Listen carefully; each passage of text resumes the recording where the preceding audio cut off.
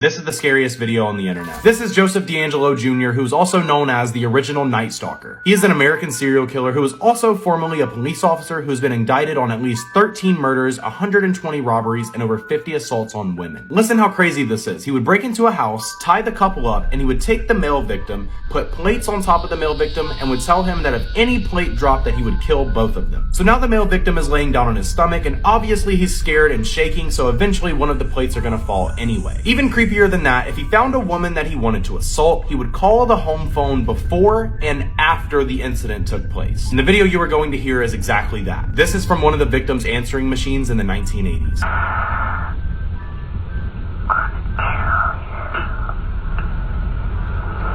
After listening to this, I can honestly say,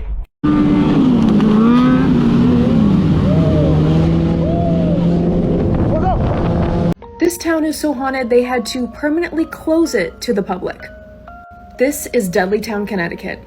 Dudleytown, Connecticut is a haunted, abandoned town in Cornwall, Connecticut, and has a creepy history. Visitors who have explored there say that once they enter, it's otherworldly in there. Creepy. First of all, it's reportedly completely silent. You can't hear birds, animals, bugs, nothing. A researcher compared entering the heart of Dudleytown to standing inside a recording studio booth. Another common complaint from visitors is that a lot of the photos they take in Dudleytown won't develop, but as soon as they leave, their cameras will work just fine. Which makes sense, as I had a really hard time finding really any photos of Dudleytown when I was researching. The creepy legend of the town is years ago, the Dudley family fled to the US after one of their family members was taken care of after plotting against King Henry VIII. They settled in Connecticut and the bad luck followed. Residents of Dudleytown began suffering a series of devastating crop failures and mental illness was rampant in the village. There were countless mysterious disappearances within the village and all-around chaos overwhelmed Dudleytown. By the early 1900s, it was completely abandoned. For fans of the Conjuring films based on paranormal investigators Ed and Lorraine Warren, the two visited Dudleytown and outright declared that it was extremely haunted and controlled by something terrifying. Investigators agreed that Dudleytown is some kind of a portal. But here's where it goes from spooky to downright bizarre. The owners, the Dark Entry Forest Association, closed Dudleytown to the public and don't do anything to dispel the rumors. In fact, they refuse to be interviewed for the most part, and the owners go to great lengths to conceal their identities. On top of that, if you are caught trespassing in Dudleytown, you will be heavily prosecuted. This is so strange to me. We see so many other ghost towns around the world, and usually they keep these places open for tourism. You know, profit off the history and the spookiness. But for some reason, this association wants to keep people out of Dudleytown altogether.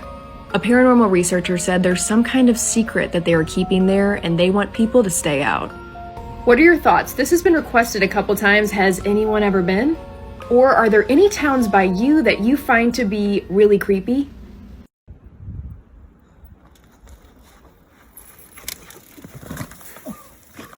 When I looked at that picture, I thought, wow, he looks like a great dad. I was wrong. On August 7, 2021, Abby Coleman was packing up for her family to go on a camping trip. Unbeknownst to her, her husband, Matthew, had already loaded up the kids into the car and left. He left Abby at home. She looked outside the window and was like, did he really just leave with the kids? She phoned him, texted him, nothing. Abby was frustrated and confused. But at that moment, Abby didn't see Matthew as a threat to her kids or to himself, and she actually thought he'd eventually return home. No official missing report was filed. At 8 p.m. that same day, Matthew checks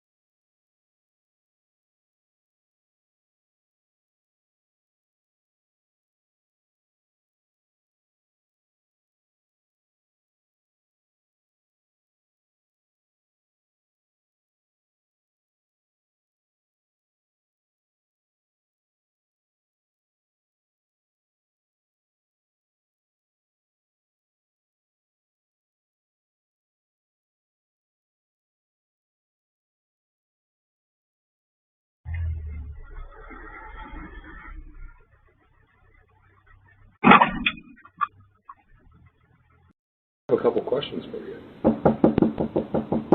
Are you sure? Are you positive? I just have a couple questions for you. Are you sure? Are you positive? Are you sure? Are you absolutely certain? As well as knocking, he kept repeating he wanted to talk to her. He had questions for her. Since she was home alone, she called her husband to tell him what was happening, and then she called 911. So Amanda's husband accessed the camera from his phone and saw the man too. Ignoring him wasn't doing the trick, so he decided to talk to him using the speaker. And this is what happened. So, who are you? What? Yeah? Are you sure? Who are you? Hey, I just had a couple questions. I just wanted to ask you about maybe fuel. Yeah, can you hear me?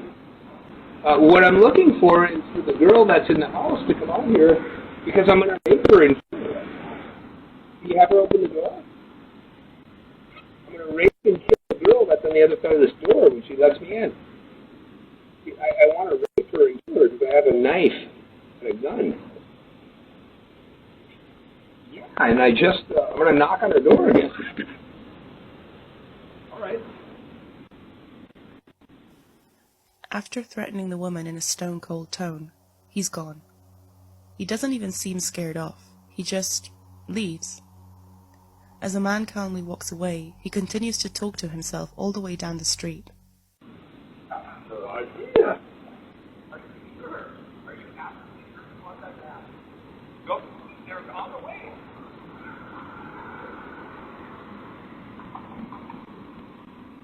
Amanda was terrified, but she was also afraid that this man could move on to another house and actually end up hurting someone.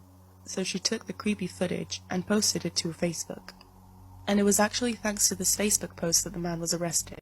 I just rang your doorbell because I have a couple questions for you. Are you sure?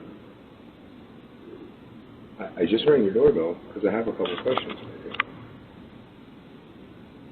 Are you sure? What? Are you sure?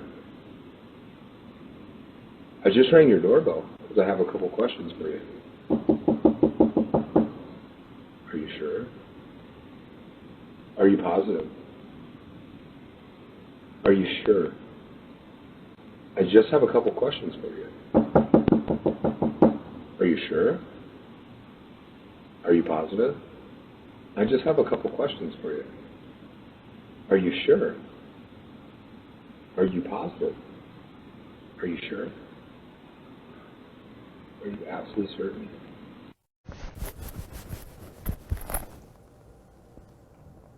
And blood is everywhere, and he comes towards me, and he comes around the back of the car. I brought my pistol up and shot him again. So when I looked around the car, I saw him running across the street. I'm ducked down in the seat, and I grab the phone and I call 911. And the operator answered, and I just remember screaming at her, "Somebody is trying to kill us. There's a man with a gun."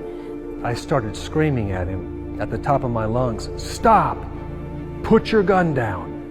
And when he turned and his hands were here like this. And as soon as he turned, I took my pistol and I shot 3 more times. He stops and drops to his knees. Haunts me to this day, but I just imagined him laying in the middle of the road, just bleeding to death, just dying. I thought, you have to get out. You may get shot too, but you have to get out. You have to help him. I looked out my peripheral, my vision, and I saw the SUV that had been down at the cornfield. It pulled up behind Molly's car, and someone gets out and has a gun in their hand and runs to the front of the car, and I went,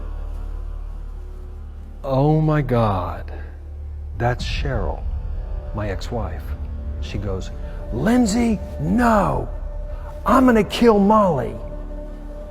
And I didn't even think about the man that had tried to kill us. I just took off running as fast as I could, and I knew I was gonna get shot in the back. I remember putting my hand on the door handle to get out of the car, and it was at that exact moment that another person comes around the right side of my car. This time I know who this person is, clearly, and it was my husband's ex-wife. It was Cheryl. I couldn't see her eyes, but she just had this very definite look of, I'm going to do this, and she was even nodding her head at me like, your time's up, like, this is happening, you're not getting out of this. I was pleading with her, and Cheryl, please, please do not do this. But then the other part of my brain was saying, she hates you, she's going to do this, you're not getting out of this. And I'll never forget, I see Lindsay sprinting up the side of my car, like running as fast as he can. And she turns the gun on me, and as soon as she turns the gun on me, I dropped down and shot her 5 times. And she went back. I was it was kind of like an out-of-body experience, like I was out of my mind with fear and terror. It's not even fear, it's absolute terror. I could hear my wife screaming. He took his hands and put them on my face, and he was like, it's okay. And I said, it's over. And then right at that time, the police pull up, and they started swarming the whole entire area. When the jurors were shown the crime scene photos, they passed out. Fair warning, the following story contains graphic details, so please be advised. On January 7, 2007, 21-year-old Shannon Christian was waiting outside of her friend's apartment complex. She was meeting up with her boyfriend, 23-year-old Christopher Newsom. The plan was to meet up at her friend's apartment complex so that they could both arrive at a party together. When Chris arrived, the couple were ecstatic to see each other. They couldn't even wait to get in the car. They had to hold each other and kiss. But unbeknownst to the couple, there was a car filled with men watching them. And in a blink of an eye, their lives would crumble. Later on that evening, friends of the couple were getting pretty worried about them. They weren't there, they were calling them, nobody was answering. People thought it was really strange because they were talking about the party the whole day. They were excited to go and see everyone there. Around that same time, Shannon's parents were also worried about the couple. Shannon hadn't contacted her mother since leaving the apartment complex. So Shannon's mom phoned a couple of her friends at the party. They mentioned to Shannon's mother that neither her nor Chris arrived at the party. Shannon's mother phoned the authorities, but they told her that they couldn't do anything about it because the couple had only been missing for a couple of hours. Shannon's mother, along with Christopher's friends, conducted their own search. At around 11 p.m., friends of the couple went to the apartment where the couple had met up. There, they saw Christopher's pickup truck still parked, but Shannon's vehicle was nowhere to be located. Around midnight, Shannon's parents sought out help from Shannon's mobile phone provider, and that's where they discovered that her last ping was at a phone tower off of Cherry Street. At around 1 a.m., Shannon and Christopher's family and friends searched the Cherry Street area and found Shannon's abandoned Toyota 4Runner. The front seats were pushed back. None of Shannon's belongings were there, and the vehicle had been wiped down clean. That's not a good sign. Through further inspection, they find an envelope.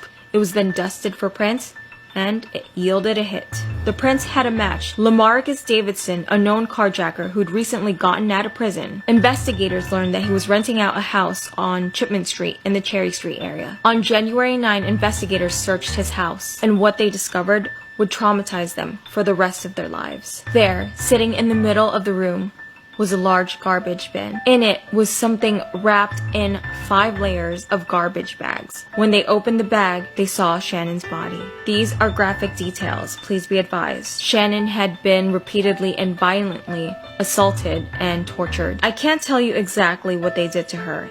It's too much. The perpetrators cleaned her mouth with bleach and her other area to wipe out any DNA. That very same day, a few miles from where Shannon's body was found, they found Chris's body.